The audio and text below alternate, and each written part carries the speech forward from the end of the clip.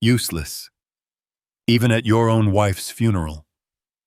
That's what my son called me. 6 months ago, I buried Margot Vaughn, my wife, my partner, the woman who stood beside me through 43 years of love loss and everything in between. Derek is all I have left. Yet barely 3 hours after his mother was laid to rest, he looked me straight in the eye and said words no father should ever have to hear. Beside him, Vanessa, his wife, nodded softly, smiling that thin, mechanical smile that never quite reached her eyes. Dad, you're a burden now. It's time you faced reality. My name is Ellis Vaughn, 68 years old, retired founder of a financial software company that once employed hundreds. For most of my life, I believed the greatest thing I ever built wasn't my business, it was my family. But I've learned that sometimes family is the first place that teaches you what betrayal truly feels like. I lived with Derek and Vanessa in the building I bought for them back in 2018. A gift made out of love, not obligation.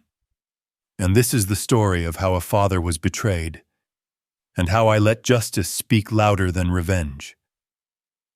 Before I tell you the rest, let me know where you're watching from. And if you too believe that justice sometimes begins in silence, subscribe and don't miss stories like this one. That afternoon, Austin was colder than usual. I stood still between rows of wooden pews, the sound of the organ echoing softly from the back of the church. A faint wind slipped through the old stained glass windows, brushing the black ribbon draped over Margot's casket. 43 years of marriage closed within 30 minutes of prayer. I stared at her photo on the altar, her smile as gentle as that morning by Lake Travis, when we were young and foolish enough to think time was something we could keep. My hand tightened around the funeral program, the paper thin enough to tear if I breathed too hard. When the pastor spoke the final words, I heard Derek inhale sharply behind me. He didn't cry. Neither did I. Margot once told me people only cry when they still believe things can change. I didn't believe in that anymore. After the service, the crowd thinned out, just a few neighbors, the last of the family, and the weight of the air that smelled faintly of dust and lilies. Derek patted my shoulder awkwardly, saying we should head home. I nodded. The penthouse sat on the 23rd floor of the Haven on 6th, a place Margot chose because she loved how the city lights shimmered across the Colorado River each night.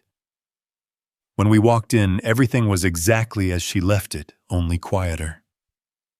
The picture frames the orchids on the window ledge, her teacup from that morning, still stained with lipstick. I reached for the coffee pot, but Derek was already seated at the dining table, jaw tight, eyes unreadable. Vanessa stood by the window, arms crossed. I laid my coat on the chair. No one spoke. The only sound was the low hum of the heater and the faint creak of the wood floors. Then Derek said in a voice too even, too rehearsed, "Dad, we need to talk about the condo. You know I'm managing the family LLC now. I need you to transfer ownership so I can handle the taxes before the quarter ends." I looked at him, eyebrows narrowing, wondering if I'd misheard. Vaughn Holdings LLC. I founded it over 15 years ago when FinEdge systems first began to grow. Every asset, every title, every signature had my name on it. I spoke slowly, holding my tone steady. This condo belongs to Vaughn Holdings Derek. I'm still the legal owner. Vanessa stepped forward, her voice calm, too calm. We're just trying to help Dad. You've worked hard your whole life. Maybe it's time to rest. Let us handle the paperwork, the taxes. You've done enough. I sat down and looked at the two people I had raised with my own hands. Derek wouldn't meet my eyes. His gaze stayed glued to the phone in his lap like he was reading someone else's lines. I placed my own phone on the table, pressed the record button, and spoke quietly. "So, you're asking me to leave my own home?" He looked up, voice tightening. Dad, you're occupying property that technically belongs to me. I'm only trying to make things legal and clear. Mom's gone and you're not thinking straight. I just don't want legal trouble later. I stared at him, searching for the boy who used to sing along to old country songs in the truck on the way to school. He wasn't there anymore. My voice came out quiet, cold, even to my own ears. Is that so? Vanessa placed a hand on his shoulder like a director giving a cue. You're tired, Dad. This place is too big for one person. Maybe it's time you moved somewhere comfortable like Sunset Manor. It's beautiful there. People your age. You'd have company. Inside my head, Margot's voice returned from her hospital bed at Del Seaton. Don't ever let anyone call you a burden. I took a breath, scanning the room. The wedding photo still sat beside the vase of dried flowers. Under the warm light, the petals looked the color of ash. I stepped onto the balcony. The Austin wind was sharp, cutting through the dark, tugging the last black ribbon from my wrist. Behind me, Derek spoke again, voice trembling beneath a layer of practiced calm. Dad, I just want what's best for you. Everything will be safer if it's in my name. I turned back to him, watching the lines on his face, each one a memory of the nights I spent building a company to pay for his education. Of the mornings Margot comforted him after his failures. Every sacrifice led to this moment, my son speaking to me as though I were a stranger. When you married Vanessa, I said quietly, I gave you this condo rent-free for 7 years. I paid the taxes, the repairs, everything. I thought that was love. What do you call it? He looked away. Vanessa gave a tight smile. You've done a lot. We appreciate it. But things change. It's time for the next generation to take responsibility. I said nothing. I stopped the recording, slipped the phone back into my pocket, and walked past them. The air felt heavy and distant, as though the world had stepped a few feet away. All that remained was the slow, deliberate sound of my own heartbeat, like the ticking of the old wall clock. When the elevator doors closed, I caught my reflection in the metal panel. The man looking back wasn't the widower who buried his wife that morning.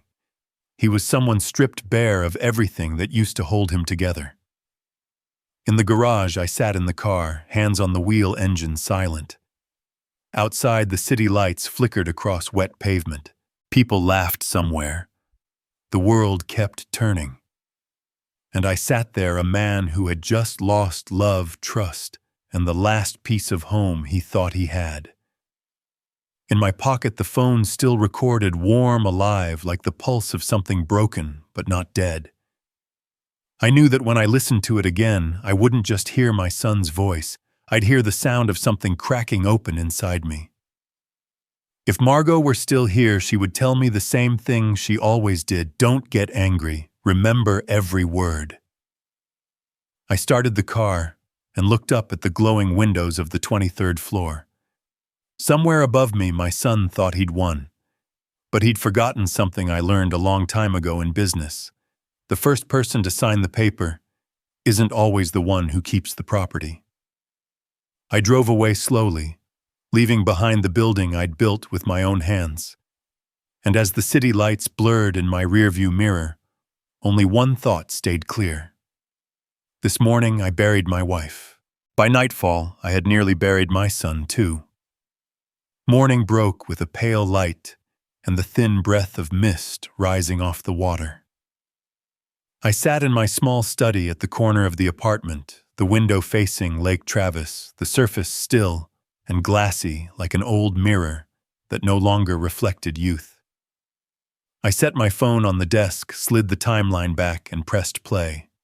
The recording hissed, then Derek's voice came through sharp and close enough that I almost turned around. Dad, this is my property.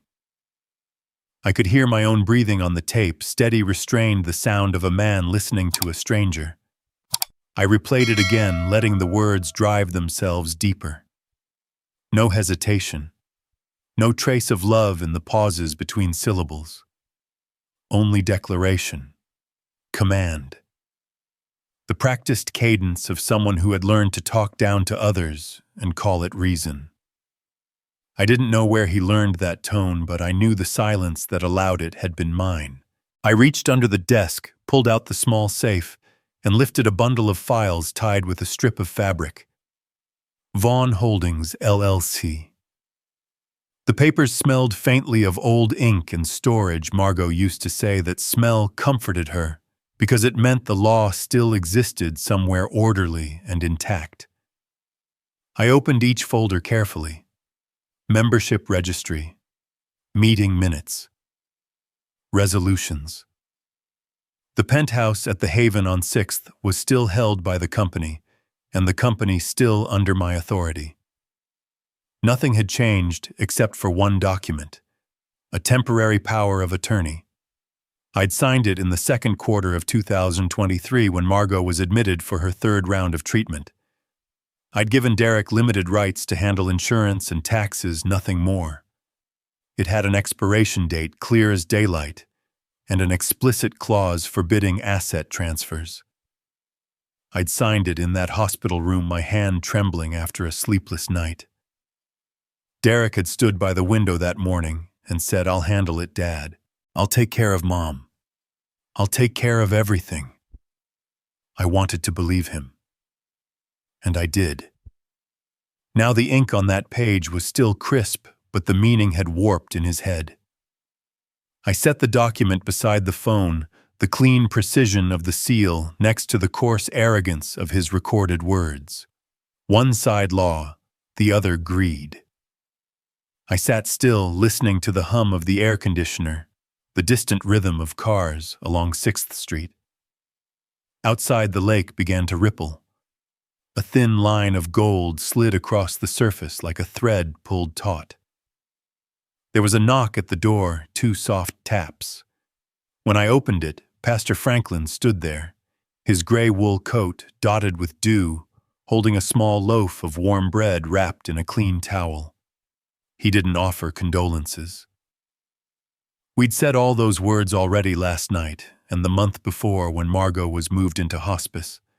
He set the bread on the counter, poured 2 mugs of coffee, and sat opposite me. His eyes were kind, but worn like 2 stones resting at the bottom of a river. He asked if I'd slept. I shook my head. He said some people handle grief by talking too much, others by not talking at all, and either one, if left alone too long, can turn into something darker. I told him about last night, about Derek's words, about the feeling of a door slamming on a room I thought would always be mine. I didn't mention humiliation. I didn't have to. Franklin understood. He looked at the file on the desk at the phone with the recording still open and said quietly, "Don't let grief turn into bitterness. But don't let trust turn into weakness either." The sentence landed between us like a tightrope stretched over water. I told him I wasn't going to argue anymore. I'd let the law speak for me. He nodded, not in approval, not in judgment, just understanding. He took a sip of coffee and said that law was a compass, but the path toward it still had to be chosen carefully. "You can be right," he said, "and still lose if you walk the wrong road." We ate the bread in silence. It was warm, soft, the butter and herbs lifting the room's chill. Before leaving, Franklin reminded me that the church would hold Margot's memorial that weekend. If I needed quiet, the chapel doors were always open. I knew what he wanted to say about forgiveness, but he didn't. He knew I wasn't ready, and he was wise enough not to force it. After he left, I sat back at the desk. Margot's will was in a sealed envelope beside the files. I didn't open it. We'd already reviewed it together when she was still strong enough to correct the last few lines. There were no surprises, just clear instructions for a scholarship fund, a donation to the senior care center where she used to volunteer. The penthouse remained with the company. At the end of the document, she'd left a handwritten note. If conflict ever comes, seek the right person, the one who knows how to defend fairness without losing compassion. Her handwriting trembled, but the meaning was firm. I thought of Ruth Delgado immediately. Before calling Ruth, I wanted my numbers straight. I opened my laptop, logged into the company account, pulled up the tax reports and depreciation files. In 2023, Derek had signed off on a few medical expense claims well within his authority, no irregularities. But in the internal notes, I saw something else, a subtle shift in language. Words like representative replaced with manager. Then manager became owner. The meaning drifted inch by inch, until last night, it fell off the edge entirely. I leaned back in my chair, eyes closed, listening to the recording again, not to hurt, but to document. I marked the timestamp, the presence of witnesses, the phrasing of intent. I made a list of names, the neighbors who attended the funeral, a distant cousin who overheard dinner, the concierge who saw Derek's face as we left. This wasn't a family quarrel anymore. It was evidence. By noon, the sunlight had warmed the room.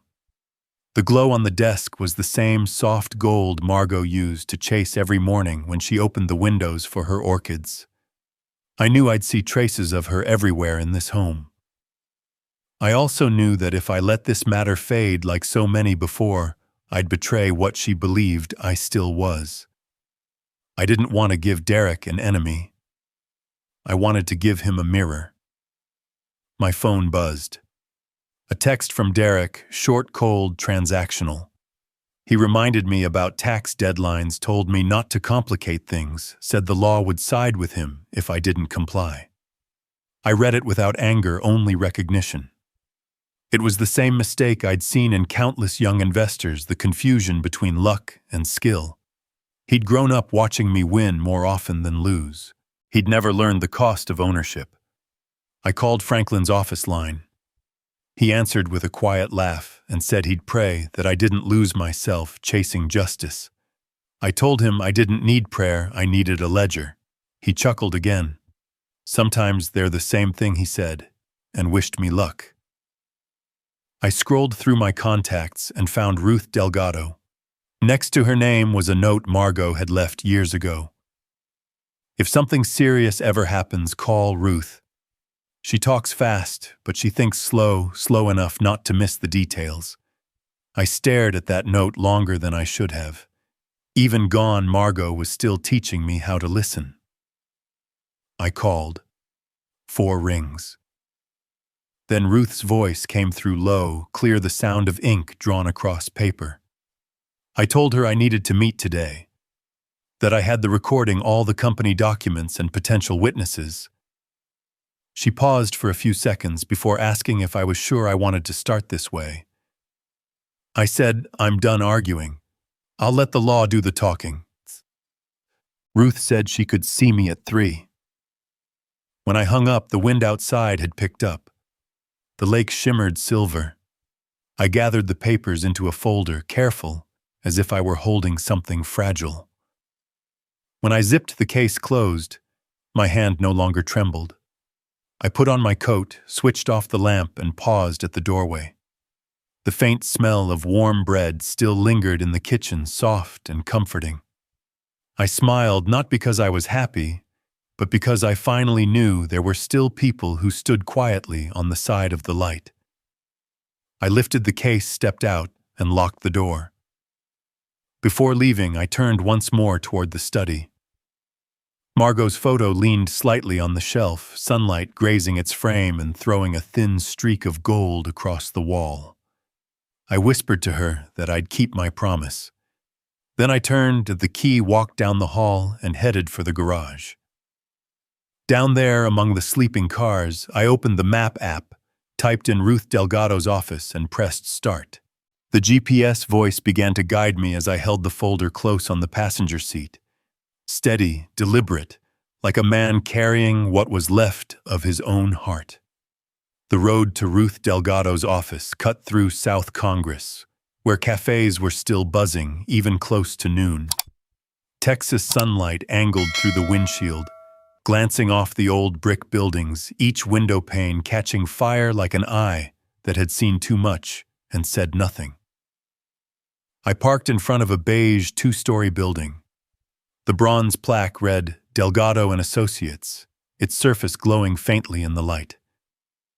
Between a Mexican barbershop and a small print shop, the smell of roasted coffee drifted through the warm air tangled with exhaust fumes and the faint heaviness of early March. I grabbed the folder from the passenger seat and stepped out. My palm still felt tight around the handle. The waiting room was modest, lined with framed bar certificates and oil paintings that looked older than the building itself. The receptionist recognized me and gestured toward the last door down the hall. "She's expecting you." Ruth stood as I entered. Her gray hair was tied back neatly, her face tanned and lined in the way of someone who's seen people at their worst and still chosen kindness. "Ellis," she said. "Margot always told me you'd never come here unless you truly had to." I took a seat and placed the folder on the desk. "Today I said I have to." Ruth spread out the documents, arranging them with the quiet precision of habit, then slipped on her reading glasses. Light spilled in through the blinds, touching the table, making the legal print gleam like something alive. She read quickly. Her finger ran along the pages, pausing only for seconds before moving again. The room was so still I could hear the clock tick on the far wall. After a few minutes, she looked up, her tone steady.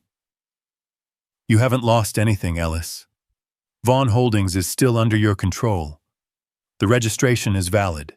Your son only holds temporary representation, no authority to transfer or mortgage the property." I exhaled a sound more tired than relieved. But Ruth lifted her hand slightly, stopping me. "There's something else," she said, her voice lowering. "Derek used that limited power of attorney to open a commercial loan with First Capital Bank, $300,000 secured against the company's interest in the LLC, which represents the penthouse at the Haven. The loan was signed last December, while Margot was still in the hospital. The air thinned. My throat felt dry. Ruth pulled a statement from her own file and slid it toward me. Derek's signature sat there, unmistakable, familiar, but trembling at the edges. The witness signature was someone I didn't recognize, likely a bank officer. Ruth's voice cut through the fog. "The loan hasn't defaulted yet. But if you want full control back, the fastest way is to buy out the note before the bank initiates restructuring." I asked if that was even legal. "Entirely," she said. "You can repurchase it personally or through the company. It'll take at least 3 weeks longer if we need to renegotiate terms." Her words blurred into the hum of the city outside. I thought of Derek at the funeral saying we'd need to get things in order. Maybe he had. Just not in the direction I imagined. Ruth stood and crossed the room for a glass of water. She set it in front of me. The reflection in it was warped, an older man with too much clarity in his eyes. "I knew Margot," she said softly. "She believed in reason. If she were still here, she'd tell you to do what's right, not what's easy." I nodded. "I'll buy back the loan." She studied me, half concern, half respect. "Ellis, you understand this won't be simple. The bank could push back. Derek will know the moment the transaction begins. Are you ready for that?" I told her I'd lived 68 years and lost more things than I could count, but never my sense of what was fair. 3 weeks was nothing. I'd waited a lifetime to teach my son the cost of responsibility.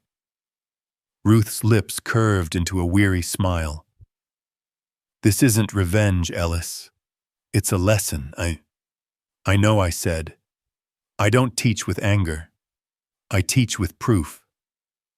It surprised me how easily the words came out, maybe because I finally believed them, or maybe because truth was all I had left. Ruth pulled a fresh form from her drawer, jotted a few notes, and handed it to me. Authorization to negotiate with the bank. I signed. My handwriting was firm, straight, deliberate. She gathered the papers and secured them in a hard cover, her movements deliberate and calm. The room around us looked like her precise, contained, disciplined. A framed law degree, a photo of her team, a small cactus on the shelf still green despite the years. She promised to begin that afternoon, to contact First Capital, request loan details, and reach the account officer. If Derek gets notified, she said, let me handle it. He's the kind who wants to win by volume, not by logic. I gave a faint smile. I used to be that kind. I know how to silence it. For a moment, neither of us spoke. The light through the blinds slanted, dividing the room into warm gold and shadow. Ruth said she'd seen too many families torn apart over money. It's rarely about being poor, she said. It's about forgetting that money is supposed to be a result, not a purpose. I looked at her. I know that better than most. But sometimes it takes betrayal to remember the lesson you once taught. She nodded, then asked what I'd do while we waited for the paperwork. I'll wait, I said, like a farmer waits for harvest. Let the anger cool. Let reason do its work. Ruth chuckled softly. You sound like a poet, Ellis. But in this case, poetry won't save you. Even lawyers, I said, need a little poetry to survive the fine print. That made her laugh for real, a small sound, but it warmed the room. When I stood to leave, Ruth said she'd call as soon as the bank responded. We shook hands, firm and honest. Outside, the Texas sun struck the sidewalk like gold glass. My chest felt lighter, not from victory, but from direction. On the way to the car, I paused by the print shop next door. The sign read, Copies and Notary Services. I thought I might need a few certified duplicates soon. In the glass door, my reflection stared back, older, harder, but not yet bitter. I opened the car, set the folder on the seat beside me. Inside it, Ruth's handwriting listed a single name, the loan officer at First Capital. I looked at it for a long second, then turned the key. Margot's favorite song played on the radio, soft and slow, like music meant for those who understood that justice, like love, always arrives late, but never disappears. I drove down Congress Avenue, the sun sliding west, the sky bleeding from gold to amber.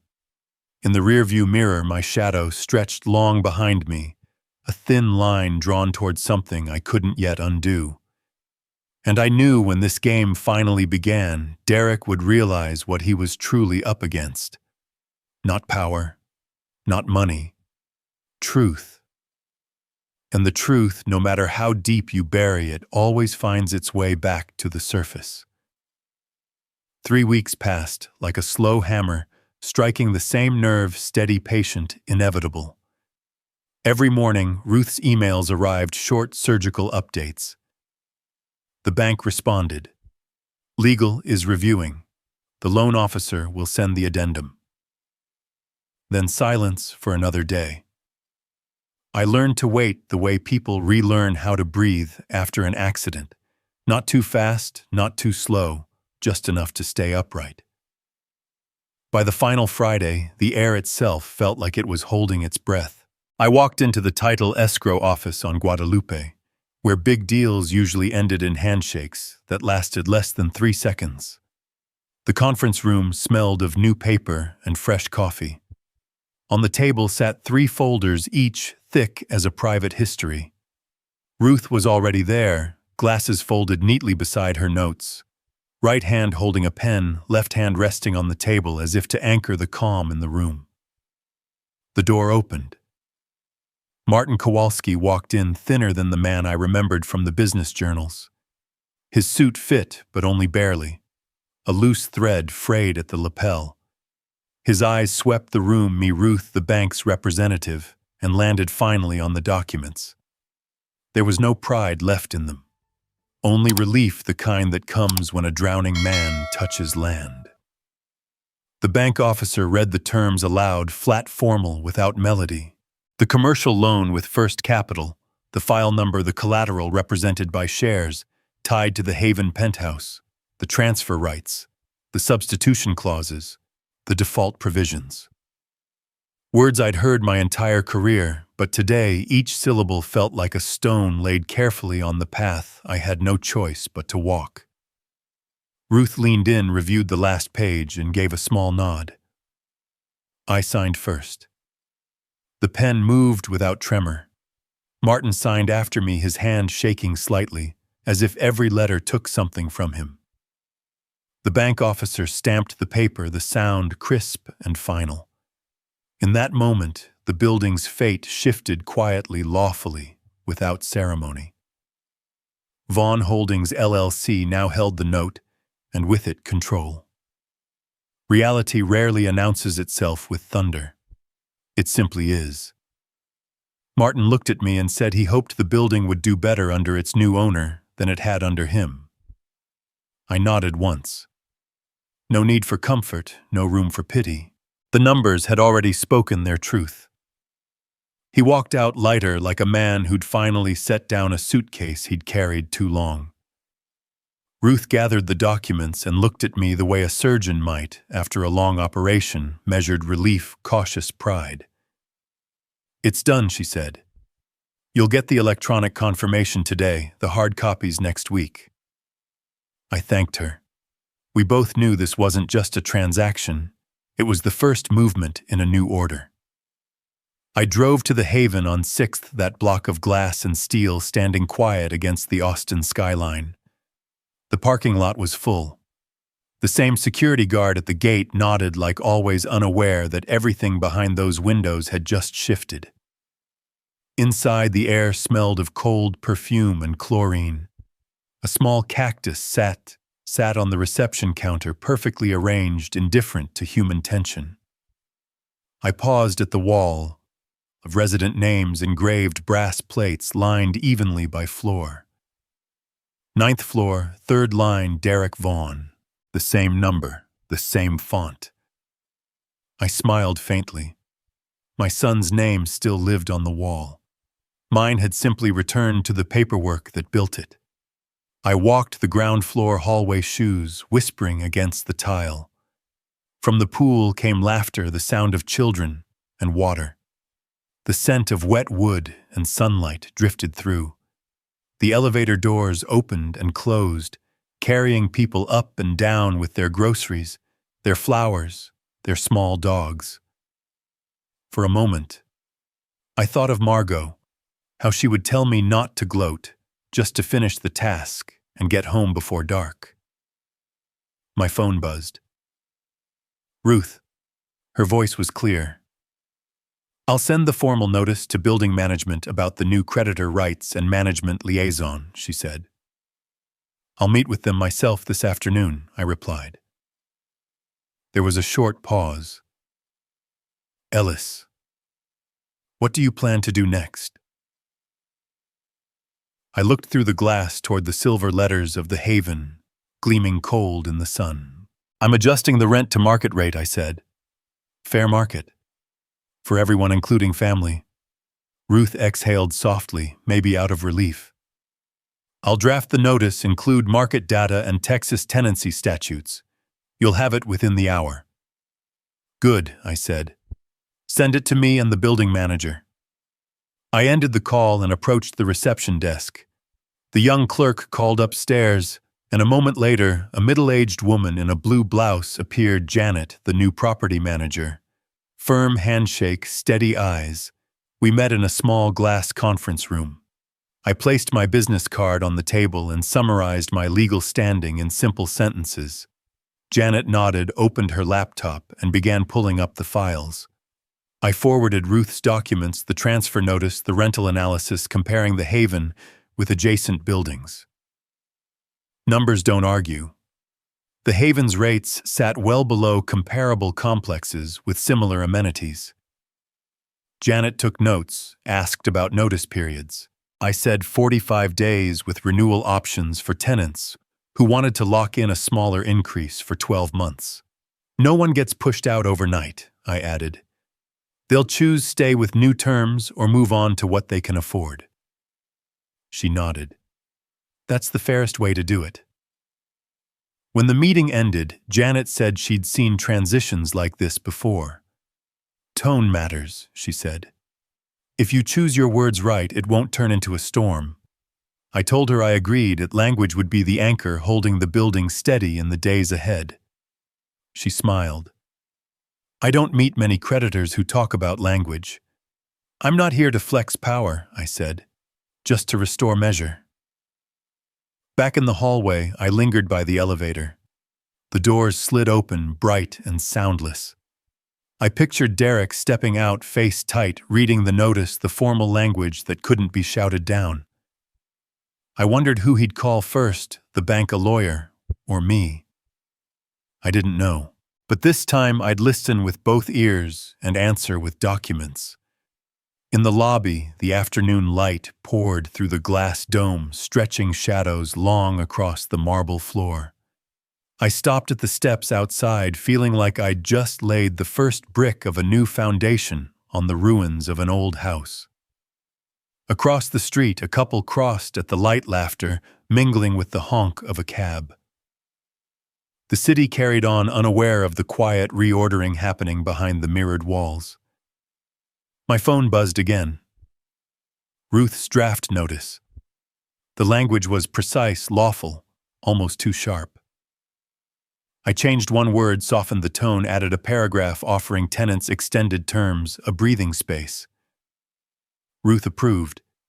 She said she liked my phrase, breathing space, that every change without room to breathe becomes a shock. I understood that more than most. I sent the final draft to Janet for printing and delivery. My digital signature sat at the bottom straight, and even like a drawn line across open ground. Watching the screen fade to black, I felt the weight in my chest ease just slightly. I hadn't bought this debt to evict anyone. I bought it to reclaim something else, the right to be a father. A right that doesn't live on a nameplate, but in the quiet ability to draw a boundary and uphold it without raising your voice. In the car, I sat still before starting the engine. The same old briefcase rested on the passenger seat, now heavier by only a few sheets of paper, but papers that mattered. Soon, envelopes stamped Vaughn Holdings would slide into mailboxes across the building. Some tenants would frown, some curse, some fall silent. And I would sit by the lake that night, listening to the wind, reviewing each clause once more. A father's work isn't to shield his children from every storm, but to teach them how to read the sky. I started the car, merged into traffic. In the rearview mirror, the Haven rose behind me, tall and cold in the late-day sun. I knew the first message would come soon, sharp words, maybe anger, and I knew my reply would be the same as my intent, calm, documented with references, deadlines, and room left for dignity if he chose to keep it. At the next intersection, the light turned green. I pressed the gas, letting the city carry me forward a little farther, before turning back to face what was waiting. The next afternoon, Janet sent me confirmation that the notices had been delivered to every resident's mailbox. She attached a photo, white letterhead, black ink, the language firm but calm. I zoomed in on the number $9,200 sitting cleanly inside a sentence about market value and 45 days' notice. Everything exactly where it belonged, like a clock finally set to the right time. I wasn't there when Vanessa opened her mailbox on the 9th floor, but later I learned she stood there for a long time staring at the last line. The letter from management explained the renewal options that could soften the first year's increase, cited public data comparisons, mentioned a help desk in the lobby. She folded it, once slipped it into her bag, and walked home without saying a word. The door to their apartment shut harder than usual, a sharp metallic sound that rolled down the hallway, and then disappeared.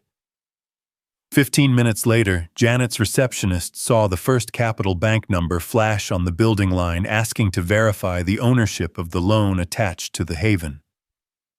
The response followed the script. The note had been reassigned to Vaughn Holdings LLC. Primary contact, the office of Ruth Delgado. Janet logged the time and ended the call without commentary.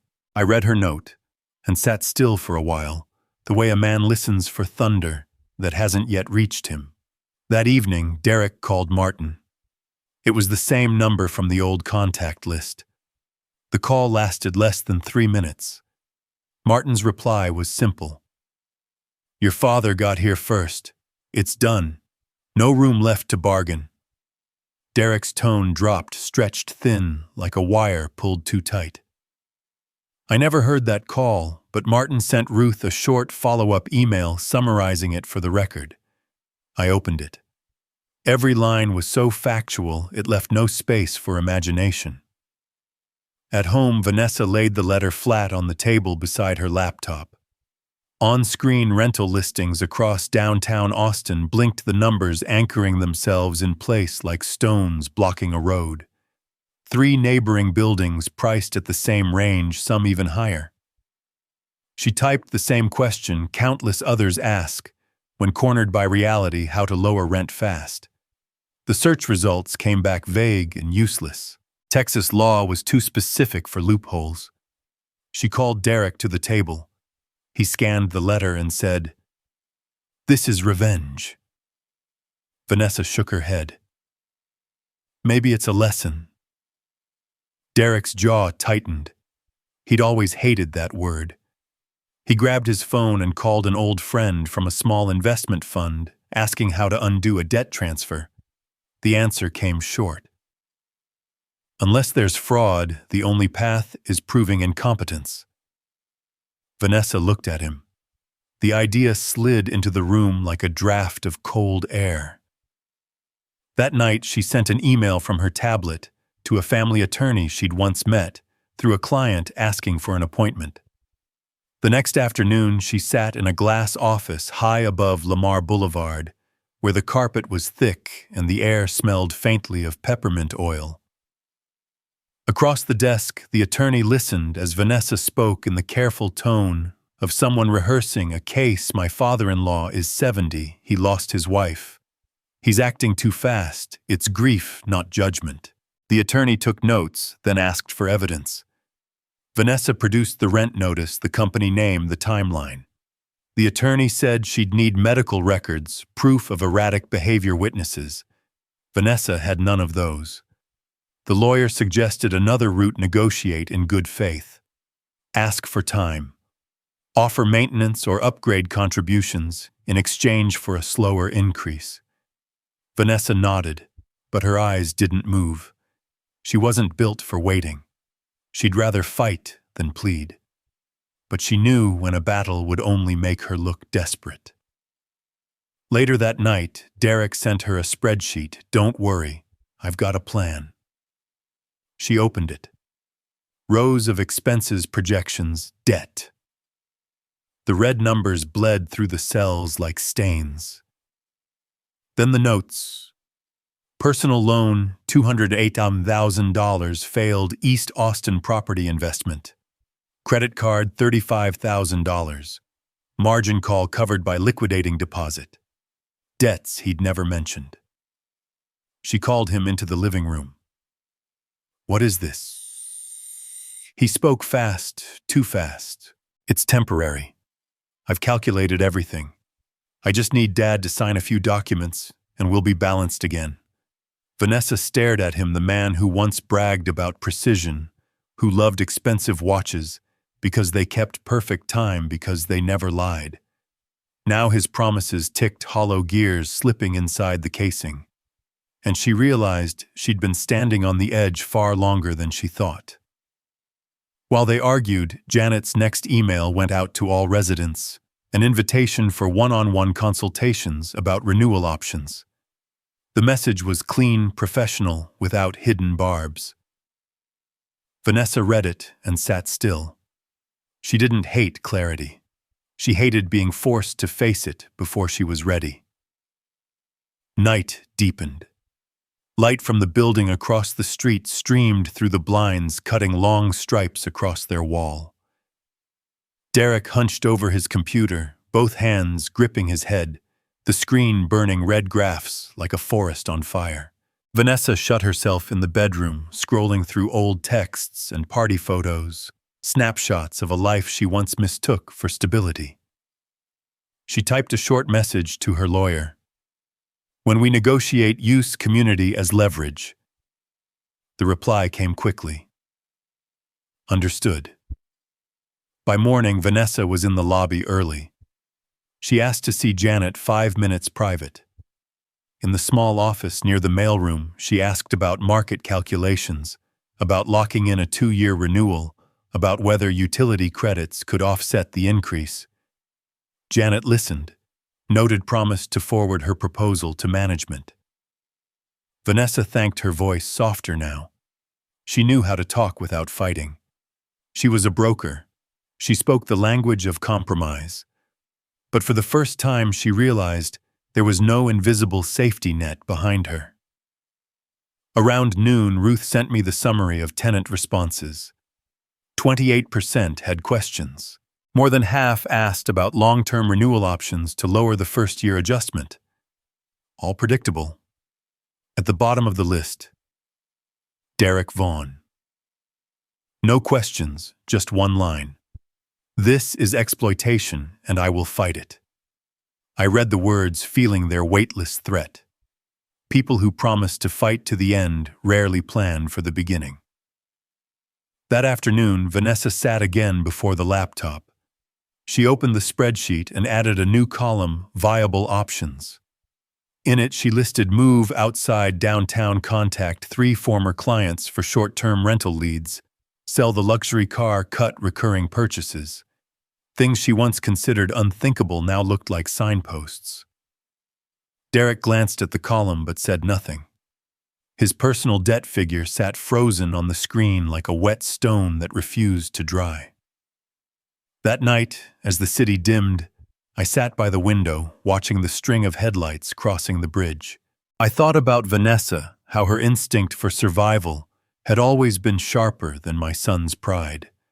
I thought about how she tried to build a bridge while Derek still looked for matches. And I thought about my son, who believed that if he pushed hard enough, every wall would fall. I turned over the choices, mine, theirs, the laws, the markets, and the quiet force beneath them all, fear. I used to think my son was driven by greed. Now I understand. He was afraid. And fear, I've learned, makes people far more ruthless than hunger ever could. Vanessa texted that afternoon, inviting me to dinner. She said she just wanted to talk calmly, to find some way to make things less hard for everyone. I said yes. Picked an early hour before the sky could turn dark. The 9th-floor hallway gleamed white, smelling faintly of floor polish. At the far end was the door to the apartment I'd paid taxes on for years. Vanessa opened it. Her smile was tight, her eyes bruised from sleepless nights. Derek stood behind her shirt, buttoned all the way, hands in his pockets, as if holding something he couldn't quite control. The table was set with surgical precision. White linen. Candles smelling of citrus and cinnamon. 2 glasses already poured halfway. I sat down, laid my car keys to the right, my document case beside the chair, my phone still in my jacket. The sounds were small, the scrape of a knife on porcelain, the ring of a spoon against glass. The kind of silence that amplifies a heartbeat. Vanessa poured more wine, her voice soft as fabric. "I'm glad you came. I know things have been tense. I just want us to talk like a family." Derek added, "Don't misunderstand us, Dad. We're just trying to make things practical. You've carried too much. It's time we took some of it." I cut into the chicken, chewed slowly. Tender meat, balanced seasoning. But it tasted like something older, tougher. I set the fork down and wiped my mouth. What exactly, I asked, does practical mean to you? Vanessa looked to Derek, then back to me. We just want you to be comfortable. If you sign over some of the assets, we'll handle the taxes, the paperwork, the loans. You won't have to worry about a thing. There's a smaller unit near the lake, great services near church. We'll cover the costs. I nodded as if I were listening to a presentation rehearsed in front of a mirror.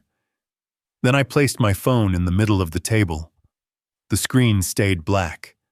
The three of us stared at it like a fish on a plate, no one wanting to touch it first. Before I sign anything, I said quietly, "Remind me who owns this apartment." Derek's eyes narrowed. His shoulders twitched. Then he smiled, brittle. "Don't test me with legal semantics, Dad. We all know how things really work. I manage it. You hold the key. The difference is just a signature." I tilted my head, tapped the phone once. A soft beep. I scrolled to a file, dragged the cursor to a familiar point in the recording. The room went still. Then Derek's voice filled the air, cold, metallic, undeniable. "Dad, this is my property. I need you to transfer it so I can handle the taxes in time." A small clink came from Vanessa's glass, like a thin shell cracking. She looked at me, then at him. Her hands pressed against her thighs, fingertips whitening against the fabric. I let the recording run for a few more seconds, just enough to remind us all what intention sounds like, then stopped it. Vanessa straightened her breath tight. "You said that to him." Derek didn't answer. His gaze flicked toward the wall as if hunting for an escape door. "Everyone says things they don't mean," he muttered. "We don't need to drag it out at dinner." "There's a difference," I said, "between a slip of the tongue and intent." I leaned back. "I came here to hear what you actually want, not rehearsed lines. If this is peace, then everyone needs to lay something real on the table." Vanessa brushed a candle aside. Its flame bent and threw her face into a shifting half-light. "We're not trying to fight," she said softly.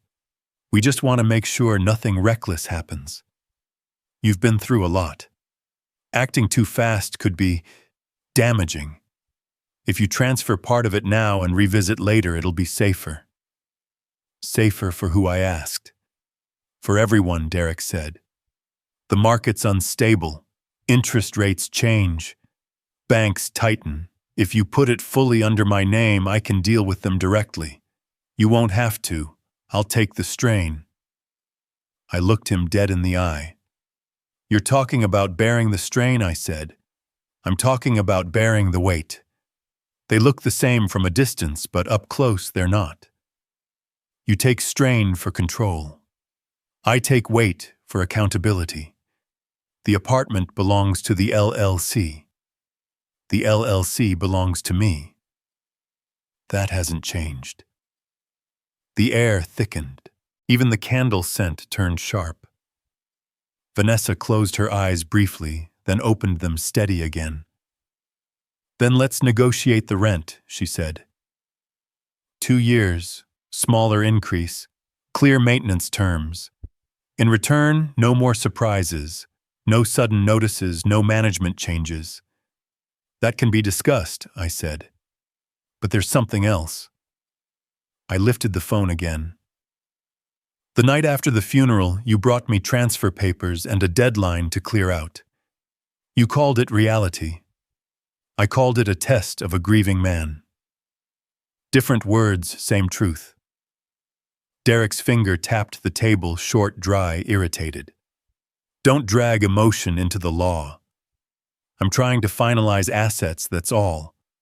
You don't need an entire top floor to yourself. You're sitting on dead capital." I pressed play for a few seconds more. Vanessa's own voice, low but crisp.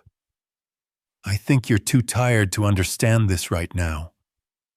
This time she didn't look away. Her spine straightened. Her eyes held mine. I saw calculation there, but also something clear, almost regretful. "You might have been right," I said. "I was tired. but I've never confused fatigue with blindness. We sat there a while longer. The air conditioner hummed its mechanical rhythm like a soundtrack chosen by someone who liked irony. I stood resting one hand on the chair back. "You've both forgotten something," I said quietly. "I'm not just your father. I'm the man who wrote the clauses that protect this family. I know where the signatures live and what they cost. I know when to use a soft word and when to use a red seal, and what comes next isn't out of anger." Vanessa drew a long breath and nodded once. "I'm not arguing," she said. "I just want to know if there's still room for a 2-year deal with a lower increase." "There is," I said. "It's in the notice. Talk to management. Propose your terms. Sign the part that says you'll pay on time and respect the shared spaces. This is a market, not a battlefield. Everyone has a place if they stand straight." Derek stared at me, his eyes darkening the look of a man hearing the tide behind him and pretending he's not yet wet. I slid the phone into my jacket pocket. The room suddenly felt wider. I looked around at the paintings, the candles, the neat silverware. Each object like a punctuation mark, misplaced in a story that was supposed to be warmer. "Thank you for dinner," I said. "The chicken was good. Next time, if there's a next time, let's start the meal with the truth." I turned toward the door, the handle cool under my palm. Vanessa called out, not pleading, not angry, just practical. "Dad, can we meet management in the morning?" "Any time during business hours," I said without turning back. Then I opened the door. The hallway outside was still bright white as daylight. My footsteps echoed evenly measured, steady. I walked toward the elevator feeling a stone roll off my shoulders. When the doors closed, I saw our reflections layered in the glass. 3 people, 3 shapes of silence. One wanting to negotiate, one wanting to win, and one still holding to the rules that help a man survive the storm. The elevator slid down, leaving behind a 9th-floor apartment filled with candlelight, an unfinished meal, and 2 people sitting in a silence that already knew its own meaning. A week was enough for the lake to calm, for the last foam on the sand to fade. That morning I went to Whole Foods on South Lamar Habit, more than need. I pushed the cart past rows of greens, picked a bunch of kale still fought with dew, checked the date on a box of strawberries. The air inside was cold and clean, scented with fruit and fresh bread from the bakery counter. I stopped at the broccoli stand, turned one head over to check the stem. When I looked up, I saw Derek at the end of the aisle, empty hands, face flushed, like he'd run from the parking lot. He walked toward me, stopped just a few feet away. His voice started low, then climbed with each word like he was winding up for a hit. "You've turned this into revenge. You didn't just raise the rent. You wanted to humiliate us. You want us gone." I set the broccoli in the cart and kept one hand on the handle. My voice stayed even, like I was asking the price of produce. "No, I just corrected the balance sheet. You got used to a discount you thought was a right. It wasn't. It was a choice I made for 7 years. Now the market's doing its job." Derek gave a short metallic laugh. "Don't hide behind the word market like it's holy. You used money to punish. You bought that building just to pull us down." "The building isn't a weapon," I said. "It's a mirror. Whoever stands in front of it sees exactly what they are." A middle-aged woman parked her cart nearby, pretending to study onions, but glancing at us through the reflection on the freezer door. At the far end, a young man raised his phone, barely pretending not to record. I could hear the distant hum of the meat slicer, the quiet rhythm of background music, the slow spin of the ceiling fans. Time seemed to slow by half. "You could have negotiated," Derek said through clenched teeth. "Instead, you performed. Everyone sees how much you enjoy this." I shook my head. You're wrong. I already had enough joy with your mother while she was alive. This isn't enjoyment. It's maintenance. I don't live off your gratitude, Derek. I live by my principles. A store clerk approached. Everything all right, folks? I smiled politely. We're fine. Derek reached for a bunch of celery, squeezing the stalks until they cracked faintly. You bought silence, Dad. You bought power, you bought the law, and now you've bought the roof over my head. I answered slowly, each word deliberate. My voice is in that funeral recording. My silence was at the dinner table last week. And the law. You touched it when you tried to make me sign over property 3 days after burying your mother. Each has its evidence. The young man's phone angled closer. Down the aisle, an older woman paused with an orange in her hand. Her look wasn't angry, just curious, like she wanted to understand. I kept my eyes on Derek. You don't need to shout for people to hear you, I said. You just need to speak loud enough for the truth to carry. He narrowed his eyes. You signed that power of attorney, remember? You gave me authority to handle the finances. No one blames me for finishing the job. I nodded. I did give you temporary authority with limits and an expiration date. You read every line. But you chose the version that benefited you. I chose the one that was correct. You call that revenge. I call it correction. Someone behind us whispered, "Oh my God." I didn't turn. Derek's face flushed darker. He said, "That clip of yours, you'll regret it. People will see a rich old man bullying his son." Maybe I said, or maybe they'll see a father holding a boundary after being pushed out of the house he built. You decide what you want them to see. I've already decided what's true. A clerk slid by, stacking strawberries, stealing a glance before moving on. The air felt thinner. Derek's breath came sharp.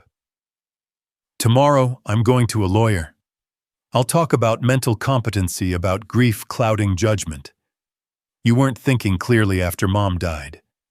If you do that, I said you'll need to bring her full medical file and the testimony of her doctor. Are you ready for that? He didn't answer. Looked down at his shoes, sniffed, then raised his head again. His voice cracked, but he pushed through. You could just give us more time. 6 months. I'll make it work. I thought of Janet's email, the renewal option, the 2-year plan with a lower step increase for tenants with good payment history. That door's already open, I told him. Knock on it. Sign what needs signing. No need to find a back door. No need to break a wall. A woman beside us dropped a bundle of greens into my cart by mistake. "Oh, sorry," she said with an awkward smile. I handed it back. All good. In that small exchange, I felt something human loosen between us all. Just air, a breath. Derek spoke again, softer now, trying to sound steady. If you weren't my father, I'd teach you a lesson. If I weren't your father, I said this would have ended differently back at the funeral. We stood there in silence. The air conditioner droned on, the store music shifted to an old song. I took the cart handle. I'll be checking out. Derek stepped aside half a pace. His voice followed me, quiet but clear. They're recording, you know. You'll look bad. Whose face looks bad, I said, without turning, depends on who can stand to face the evidence. You picked the stage. I picked the ledger. I pushed the cart toward self-checkout. As I placed each item on the conveyor, I saw the glow of my phone screen reflecting off the barcode scanner. The clerk weighed the kale, quick and careful. I paid, thanked her, took the bags. When I turned back, Derek was gone. Only the crushed celery remained on the shelf, one bruised stalk bent over a slick of condensation on the floor. Outside, dusk slid down the edges of the buildings. I loaded the groceries into the trunk.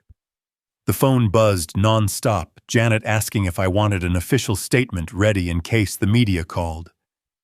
Then a text from an unknown number, a link. A 1-minute, 19-second clip. Title: The father evicted by his son now owns the son's building. I hit play. Shot from the far end of the aisle. Slight shake when the filmer switched hands.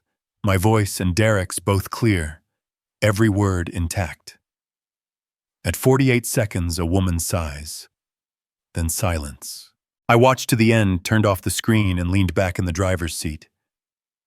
Through the windshield, the Austin skyline swallowed the last color of sunset. Below, traffic lights traced thin threads of gold. I couldn't guess where the clip would travel or how far. But I knew it wasn't a knife. It was another mirror. This one standing in the middle of a supermarket. The phone rang again, KVUE Austin. Lauren Bennett. A name I'd saved long ago for reasons I never expected to use. I answered. Her voice was crisp, professional. She said she'd seen the video spreading over the last hour. She wanted both sides, but first needed to confirm one thing. Was I the legal holder of the Haven loan? Yes, I said. She asked if I'd be willing to meet tomorrow at my attorney's office to review documents and record a short statement. I'll agree, I said, if my lawyer's present and every word is documented in legal language. She replied, That's exactly how I'd prefer it. After hanging up, I called Ruth. She picked up on the second ring. I told her about the encounter at the store, the video, the call from Lauren. She paused, then spoke calmly. Come in tomorrow morning. Bring the funeral recording, the power of attorney papers, the loan transfer file, and the rent adjustment notice. We'll set the record straight. Her sentences were short, deliberate. No wasted breath. I nodded, though she couldn't see it. I'll be there 15 minutes early, I said. We'll prepare the table. I started the car. The engine hummed smooth and steady. The grocery bags tilted gently on the passenger seat as I pulled into the flow of traffic on South Lamar. An old rule came back to me from my early business days: never wave at the wind when it rises. Set the sail right and let it work for you. The dashboard clock read 6:27. At home, I placed the bags on the counter, turned on the kitchen light, and sat by the window. The city moved outside, silent, unhurried. My phone buzzed one last time, Lauren's calendar invite. I typed one word back. Confirmed. Short. Precise. Enough. A fire truck passed outside, siren fading into the horizon. I closed my eyes until the sound dissolved into distance, then opened them again, slow and clear, ready for morning. Morning opened over Austin in a thin wash of silver light, soft as steam over water. I arrived at Ruth's office early, a leather case in hand, carrying every original document. She was already there, pouring coffee from a small machine in the corner. The scent of roasted beans filled the room. Her desk was neatly arranged, 3 folders in a row, and a small black hard drive at the center. Ruth placed a hand on my shoulder and said, "Just tell the truth you believe. Justice doesn't need makeup." Lauren Bennett arrived right on time, camera bag over one shoulder, notepad in hand, the bright, precise gaze of a reporter who knows she's found a story that matters. She shook hands with me with Ruth and politely asked to set the camera on the edge of the desk, where the morning light from the window would fall soft enough not to cast harsh shadows. I nodded. The lens clicked on its quiet hum, blending with the sound of the ceiling fan. Lauren began gently. How long had I lived in Austin? What did I do before retirement? What part had Margot played in Vaughn Holdings? I answered briefly, honestly, no embellishment, no defense. Then came the question she had been saving. "And Derek?" she asked, pen hovering. I said, "He used to be my pride. Now he's my lesson." Lauren tilted her head, wrote something down, and asked, Did you do all this for justice or revenge? Outside the window, sunlight filtered through the oak trees, tracing shifting shadows across the table. If justice makes the guilty pay, I said, then the difference lies in motive, not in motion. I don't want to see my son suffer. I just don't want him believing that he can step over the law and stay untouched. Lauren adjusted the camera angle slightly, framing the shot, as if to hold those words steady. Ruth slid the folders toward her. Here's the LLC agreement with the original signature, she said, the temporary power of attorney and the purchase confirmation from First Capital Bank.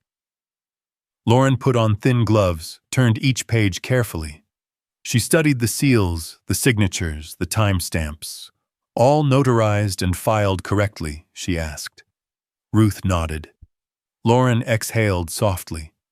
These are enough, she said, to make people rethink the story they've been sharing. Will they, I asked. Or will they just pick a side? Lauren smiled faintly, the kind of smile you see on someone who knows the cost of her own profession. The public doesn't look for truth, she said. They look for the feeling that makes them feel right. When the interview ended, she thanked us and promised to send a pre-broadcast copy. As she packed the cables, I asked, when will it air? In 3 days, she said. News moves faster than wind. Truth has to wait for editing. I smiled. Waiting is the still half of justice. Maybe the hardest half, she replied. After she left, Ruth sat back at her computer. The inbox was already filling with subject lines from local outlets. 2 days later, the first broadcast went live on KVUE. I watched it from my apartment overlooking the lake. The footage was bright, the sound clean, no music, no effects, just the quiet rhythm of facts. Lauren's narration was steady neutral. Then came the clip from Whole Foods, and finally my interview. The post spread fast. The first comment read, "This old man's cold as stone." The second, "He's teaching an entire generation about accountability." From there, the internet split in two half, calling me vindictive, the other half calling me a symbol of elder justice. I felt neither anger nor pride. Both sides were half right, but the missing half, they could never understand what it feels like to be erased from your own home by blood you raised. On the third day, Pastor Franklin sent me a link to an article he'd written for the Austin Chronicle. The headline read, "He didn't reclaim property. He reclaimed respect." He wrote that I had always sat in the last pew of the church, quiet, steady, that I didn't talk about faith, but lived as if balance itself were a form of belief. When I finished reading, I leaned back, eyes on the lake rippling in small silver circles. Maybe Franklin was the only one who truly understood what I was trying to keep. That evening, Lauren called. Her voice was lower this time, hesitant. "There's something you should know before tomorrow's headlines," she said. "What is it? I just got confirmation." "Internal. Derek's been suspended. His company found irregularities in the internal financials. The audit committee's already involved. It's not public yet, but it will leak within 24 hours. I listened to the sound of her pen tapping the desk through the phone. "Do you want to make a statement when it breaks?" she asked. "No," I said. "I won't comment on my son's mistakes. I just want people to know I wasn't the reason he made them." The next morning it was everywhere. Local finance blogs, short blurbs, just a few lines each, but enough to ignite a storm. The son from the viral video suspended amid internal fraud investigation. The comments came fast: judgment, speculation, outrage. Vanessa didn't reply to messages. By afternoon, Ruth informed me she had left the Haven packed light, arranged for a friend to pick up the rest. No one could reach Derek. I sat in the living room listening to the dry tick of the wall clock. Some silences don't come from peace, they come when there's no one left to argue. That night, Lauren texted again. She thanked me for letting her tell the story the way truth allows. She wrote, "You might not believe this, but your story made older viewers across Austin write to the station. Some thanked us. Some just sat in silence." I read the message and turned off the screen. Outside, rain began again, a fine silver rain tracing long streaks down the glass, like strings pulling memories loose from the mind. I thought of Derek when he was small, sitting on the porch, waiting for me to come home from the job site, holding the half-eaten pastry I'd brought him. Back then he was afraid of the dark. Now he was afraid of the light. I poured a glass of water, drank slowly. In my head, I saw him again in the grocery aisle, voice trembling but still raised high. He wasn't evil. He just believed power was the only shelter for the weak. But he forgot what every man must learn. Strength doesn't come from stepping on someone else. It comes from standing upright after you've been knocked down. And when truth finally comes to light, people always look for someone to blame. My son chose me. Summer came early that year. The Austin sun cut through the air like glass, sharp, relentless. I stood on the steps of Austin County Court, wearing a gray suit just formal enough to fit the gravity of the day. In my hand was the leather briefcase Ruth had packed with every document that mattered. People moved up and down the marble stairs. Reporters hovered 20 yards from the entrance, their camera lenses glinting like small knives in the light. Ruth walked beside me, measured steady. Pastor Franklin followed behind a worn Bible in his hand. He said quietly, "Today isn't about winning. It's about staying right." I nodded. Justice doesn't need to win. It just needs to stand. Inside courtroom 3, the air was cool and polished with the scent of waxed wood and old paper. Derek sat on the right side of the room, dark suit, black tie, eyes guarded but defiant. His lawyer, a young man with the confidence of someone who still believes the system bends to rhetoric, began sharply. "Your Honor, the plaintiff. Derek Vaughn alleges that the defendant, Ellis Vaughn, has shown signs of diminished capacity, that he manipulated ownership of Vaughn Holdings LLC to conceal undeclared income and engaged in fraudulent transfers of company assets." The words landed like iron filings across the room. I kept still, eyes on the edge of the table. Ruth sat beside me, her glasses catching the courtroom lights. Her expression honed and cool as a blade waiting its turn. Judge McCarthy, silver-haired voice slow and weighted, looked up from the file. "Does the plaintiff have concrete evidence?" he asked. "Or only conjecture?" Derek's attorney replied, "We have testimony from a former financial consultant, a copy of the old power of attorney, and a witness attesting to Mr. Vaughn's erratic behavior during his wife's illness." He turned toward me on that last phrase, stressing erratic, like slipping a knife beneath velvet. The hearing stretched toward noon. Ruth rose when it was her turn, her posture straight, her tone calm but resonant. "Mr. Vaughn is neither impaired nor negligent," she said. "Every financial action taken by him is transparent, audited, and verified." She placed a thick folder on the table, tax records, stamped by the state of Texas certified loan purchase documents from First Capital, and the notarized transfer agreements for the LLC. Each sheet landed with the sound of something permanent being set back in place. Judge McCarthy nodded, motioned for the first witness. Elizabeth Chen took the stand. A small woman, hair white as paper, voice steady as stone. "I treated Mr. Vaughn throughout his wife's hospitalization at Del Seaton," she said. "I saw him nearly every day. He wasn't only lucid, he remembered every medical detail, every dosage. He learned how to administer her injections himself. A man without capacity doesn't do that." She paused, glanced toward me. "Most men half his age wouldn't have that kind of patience." Derek lowered his head. His lawyer rose, pressing, "Doctor, Can you say with absolute certainty that no elderly man ever experiences temporary decline? She answered simply, possible, yes. But not this man. The judge nodded. Recorded. Next came Maria Torres, the nurse who had cared for Margot in her final months. I saw him every morning, she said. He shaved her, tracked her medication, spoke clearly with the doctors. He knew exactly what he was doing. People who are confused don't act with purpose. When she stepped down, she passed by me and gave a small, firm nod, confirmation more human than legal. Then it was Ruth again. She reached into her briefcase and produced a small USB drive. Your Honor, this is an audio recording from Mrs. Margot Vaughn's funeral, preserved legally. The content is directly relevant.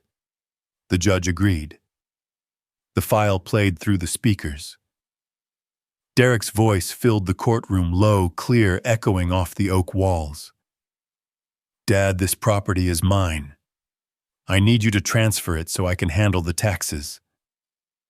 The sound rolled across the room like a slow tide. Derek froze. His hands tightened until his knuckles whitened. The reporters in the back leaned forward, pens flying. The judge said nothing, just looked toward the plaintiff's table. Derek's attorney stood, voice rising. This man used money to control people. He paid for loyalty, for words, for silence. This, he pointed at me, is performance, not truth. I turned to him, then to my son. No, I said evenly. I didn't buy anyone. I built trust. My son just sold it for a loan. The words fell heavy into the quiet, like a stone breaking the surface of still water. Judge McCarthy tapped the gavel once. Order. He reviewed the documents, his eyes steady and deliberate. He spoke of Derek's contradictory testimony, the validated records, the absence of any evidence of fraud or incompetence. Then he looked up. This court recognizes Mr. Ellis Vaughn as the sole legal owner of Vaughn Holdings, LLC. All charges are dismissed. The gavel struck 3 times, sharp, final. Ruth laid a hand on my shoulder. Franklin nodded, faintly, eyes gleaming behind his glasses. The press began to rise, camera flashes popping like sparks. Derek sat motionless, face drained of color. His attorney gathered his papers in silence. I didn't look at my son when I spoke, just enough for him to hear. You just won a lesson, I said softly, by losing to yourself. I stood, walked slowly out of the courtroom. In the corridor, sunlight spilled through the glass panes, scattering across the marble like reflections on a lake. Ruth walked beside me without a word until we reached the door. No one really wins cases like this, she said quietly. I nodded. Justice isn't for display. It's a mirror, you only face it if you're brave enough to look. Outside, the reporters lined the steps, microphones angled forward. Mr. Vaughn, someone called, do you have a message for the public? I stopped scanning the crowd, faces half curious, half pitying, under the hard light of noon. I don't speak for justice, I said. I just do my part. Then I descended the steps, the click of cameras following like gravel shifting underfoot. In the car, the world outside hummed on, distant and loud. Inside, only breath. Through the windshield, I saw Derek exit with his lawyer, his walk slower now, shoulders heavy.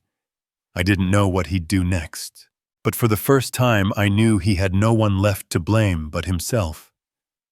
I started the engine and pulled away, leaving behind the white glare of the courthouse, a place where one man had just kept his name and another had learned the price of truth. The morning after the trial, sunlight fell across the rooftops like something newly polished.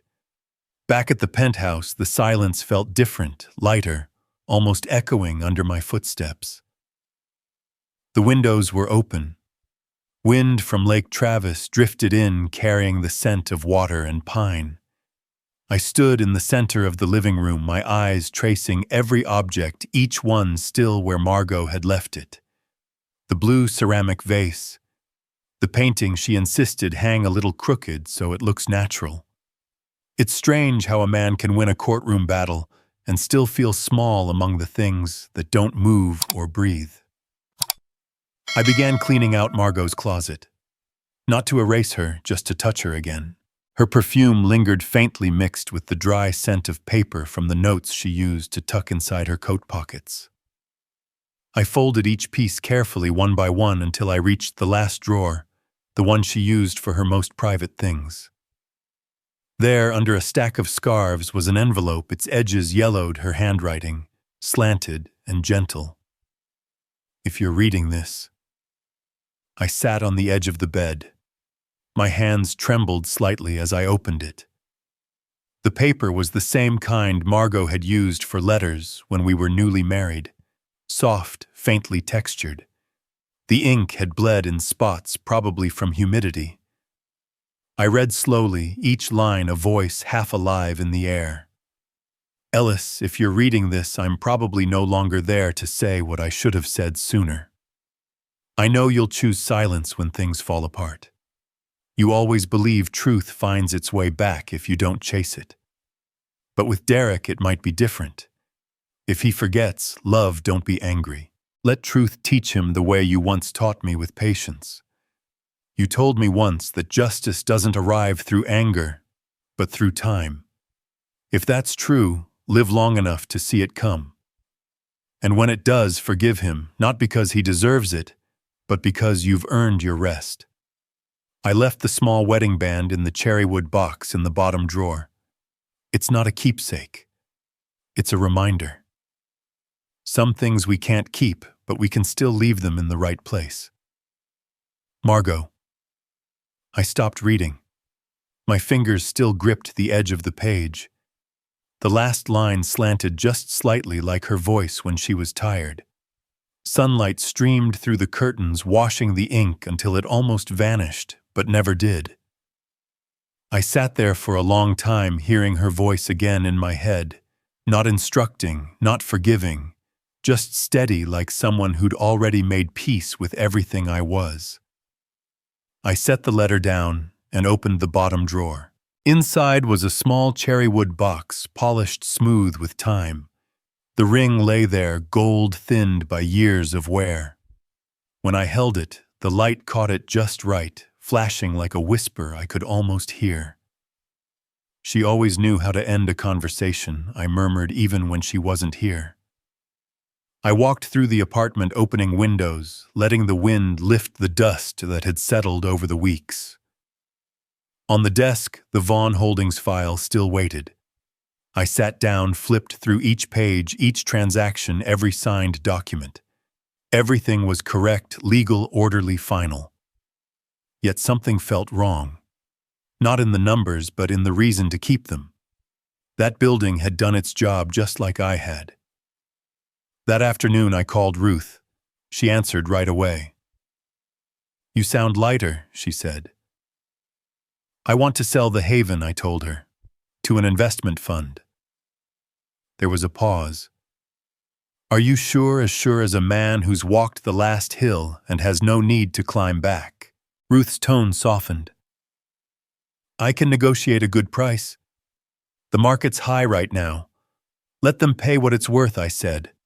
"No more, no less. I just want it done. And what will you do with the money?" "Start a foundation." "What kind?" I hesitated for a moment. "The Margot Vaughn Foundation," I said finally. 3 days later, we signed the deal. The buyer, a Dallas real estate fund, closed fast. The transfer landed in the Vaughn Holdings account before sunset, along with a brief note from their representative. "We hope you enjoy your retirement." I smiled. Retirement wasn't the point. Peace was. That evening I called Ruth again. She was still at the office. I could hear the keys clicking behind her. "I want to set up the foundation this week," I said. "The full name is the Margot Vaughn Foundation for Civil Integrity. Its mission support elder citizens in civil claims, those who can't afford lawyers, those exploited by their own families. Ruth stopped typing. You really want that name? Yes, I said, because justice should come with compassion. I heard her exhale. Margot would smile if she knew. I said, she wouldn't smile. She'd ask if I'd filed the tax documents for it yet. We both laughed a thin, honest sound. After the call, I stepped onto the balcony. Lake Travis shimmered beneath the setting sun, its surface like hammered silver. On the table, yesterday's half-finished glass of wine waited. I lifted it, watching the sky's orange reflection ripple through the stem. Everything seemed calm, not empty, just settled. I thought of all those nights Margot sat by the window, reading her hair, catching the lamplight, while I sat across from her reviewing financial reports. She used to say, "You live like a man keeping a ledger of life, every line balanced, never noticing which pages are already full." I hadn't argued. She was right. But today I thought maybe I could finally close that book. On the desk lay a fresh notepad. Across the top in my handwriting, the Margot Vaughn Foundation, for elders who deserve dignity, not pity. I looked at the line, then signed beneath it. My name sat smaller, slightly off to the right, as if I'd left room for hers. Outside, the wind shifted, catching a few loose pages and sending them tumbling across the floor. I reached out to stop them, and the rustling paper sounded like soft laughter. I sank back into the chair, body easing, heart quiet. Through the window, the glass reflected two shapes, mine and the empty chair beside me. Not heavy anymore, just two silhouettes watching the last light fade over the Texas horizon. 6 months passed faster than I expected. Austin had changed color. The trees lining Congress Avenue were painted gold. The wind carried the dry scent of grass and the faint echo of a choir rehearsing downtown. I stood in the City Hall atrium where rows of nameplates were set neatly across the seats. On stage, a brushed metal plaque glimmered under the lights, the Margot Vaughn Foundation for Family Integrity. Beneath it, the inscription Ruth had suggested, for justice and compassion. I stared at it for a moment, feeling a stillness inside me, the kind that lingers after the wind stops, but the air is still cool. The ceremony was small, intimate. A few dozen guests. Ruth sat in the front row, speech notes folded neatly in her lap. Pastor Franklin stood beside a group of law students, the first recipients of the Foundation's scholarship program. I saw Maria Torres and Dr. Chen both dressed simply, both smiling the way only honest people do. To the right, the KVUE crew adjusted their cameras. Lauren was there too, same ponytail, same bright eyes, but this time her gaze carried respect, not curiosity. When I stepped up to the podium, I brought no notes. I didn't need any. The microphone hummed softly, catching the tremor of my breath. I said I hoped no one would ever have to learn fairness by losing a family. Justice, I told them, isn't a weapon, it's a mirror. When you stand before it without flinching, it shows you what excuses can't hide. I paused, letting the silence breathe. Then I added, Margot once taught me that fairness alone isn't enough without kindness. Today, I'm just doing what she once said, putting her name beside what she believed in. The applause wasn't loud, but it was warm, the kind that feels human rather than ceremonial. Franklin took the podium next. He spoke of Margot, of the mornings she baked cookies for the church fundraiser, of her humility, of how her compassion reached farther than anyone ever saw. I looked down at the microphone, remembering the night she held my hand in the hospital. Don't be afraid of being alone, she had said. If you keep kindness, you'll never really be by yourself. I heard Franklin's prayer, then the sound of people rising, the clicking of cameras, and the wind slipping through the tall glass doors. As the event neared its end, Ruth glanced toward the back of the hall. I followed her gaze and froze. A man stood near the doorway, tall, thinner now, his suit slightly wrinkled. Derek. Even with his head bowed, I knew. No watch on his wrist, no sharpness in his stance, just the quiet weight of someone who'd run out of defenses.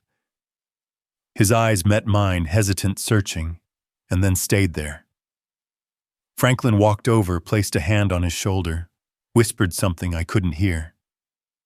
Derek nodded, then began to walk toward me. When he stopped in front of me, there was no anger, no bravado left. His voice came out rough, frayed at the edges. "Dad, I was wrong. I thought I was saving the family, but I was selling it." The room fell silent. I saw not the man standing before me, but the boy who once waited for me in the garage while I welded the door of our first house.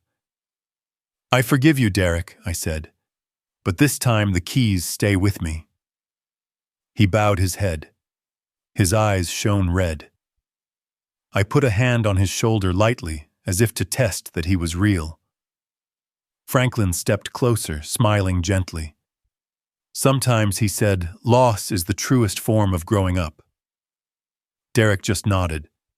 No argument, no words. Ruth approached, then handing me a document with the city seal embossed in gold.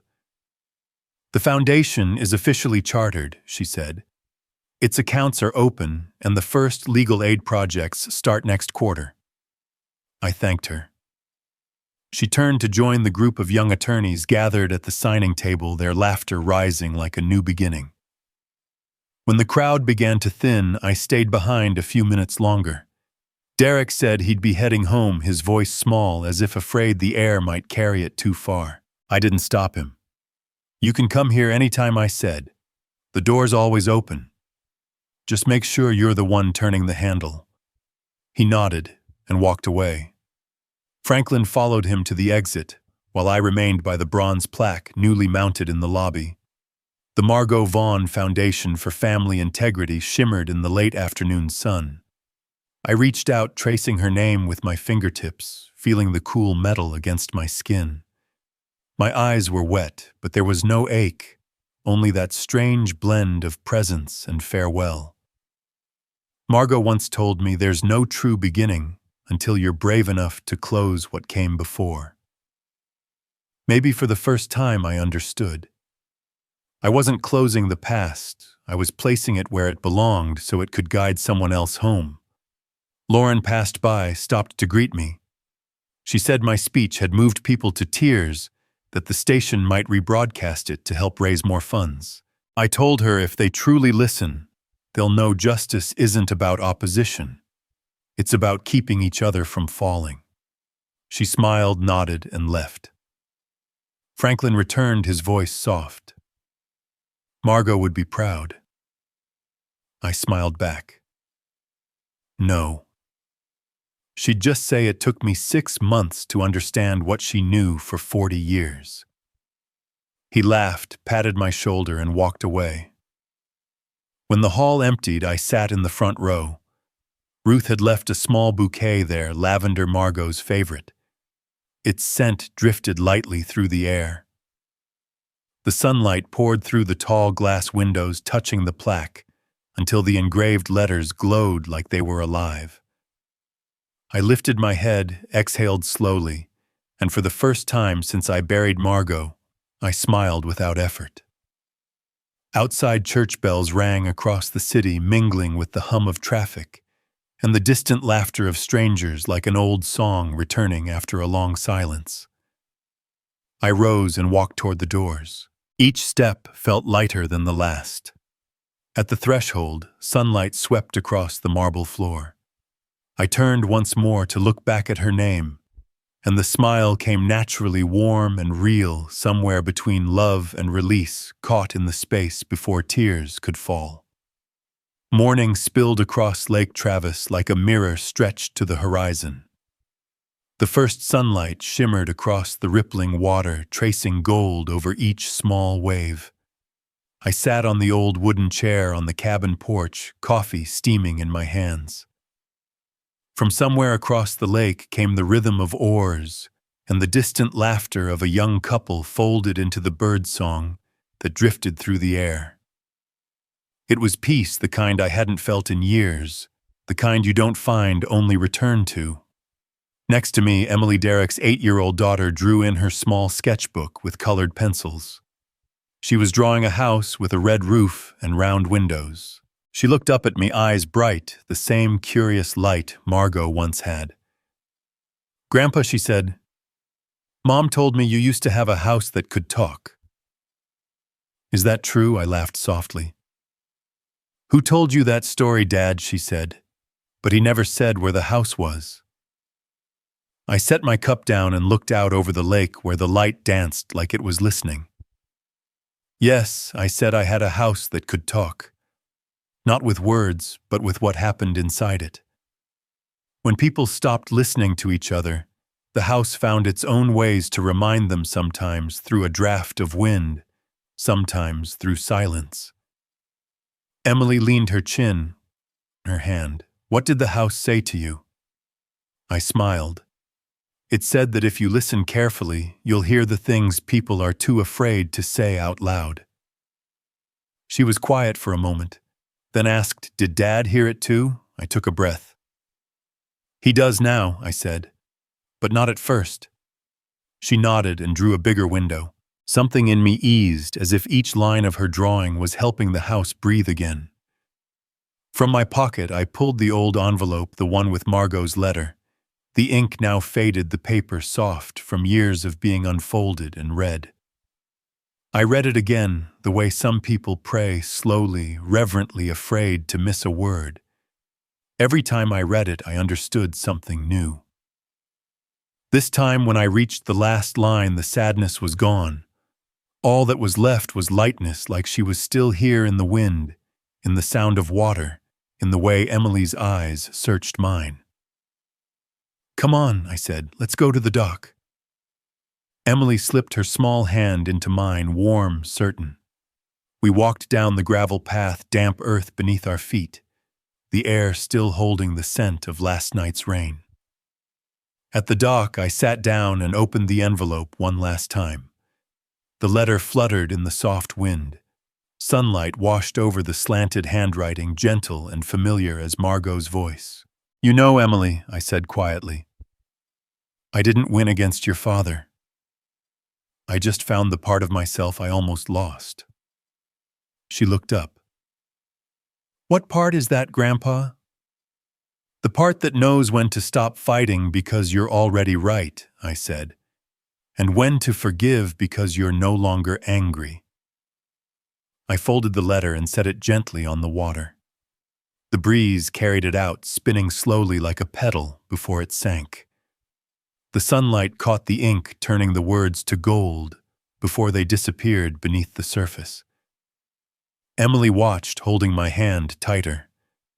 I think Grandma heard that, she whispered. I smiled. I'm sure she did. We sat there a while longer. The wind rustled through the oaks, the water tapped softly against the dock, the sound Margot used to call the breathing of time. I leaned back, eyes on the wide Texas sky. And in that quiet, I knew I had finally walked the full length of my anger, past the loss, past the lessons, into something close to peace. I turned to Emily. You hungry? She laughed and nodded. We walked back toward the cabin. The smell of baked bread lingered in the air. When the door closed behind us, sunlight still spilled through the slats, laying our shadows across the wooden floor, one tall, one small, 2 generations, still part of the same story, only now without bitterness. I took out my phone. At the top of my contacts, Derek's name waited. I typed, "Thank you for letting Emily visit." A few minutes later, his reply came, "Thank you for having her." That was enough. Some things don't need to be said when they're finally understood. Outside, the sun climbed higher. I stepped onto the porch, and looked out over the lake where the letter had already vanished. A faint breeze moved through the lavender bushes Margot used to plant by the edge of the grass. From the kitchen came Emily's laughter, the clinking of plates, the sound of life returning. I lifted my face to the wind. "Thank you, Margot," I whispered, "for still teaching me even from where you are. Thank you for staying until the end of my story."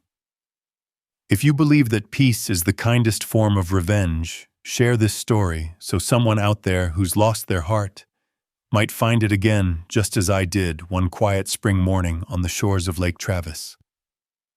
And if this story moved you, leave a comment to tell me what it meant to you, hit like and subscribe with the notification bell on, so you won't miss the next story about family forgiveness and finding peace again.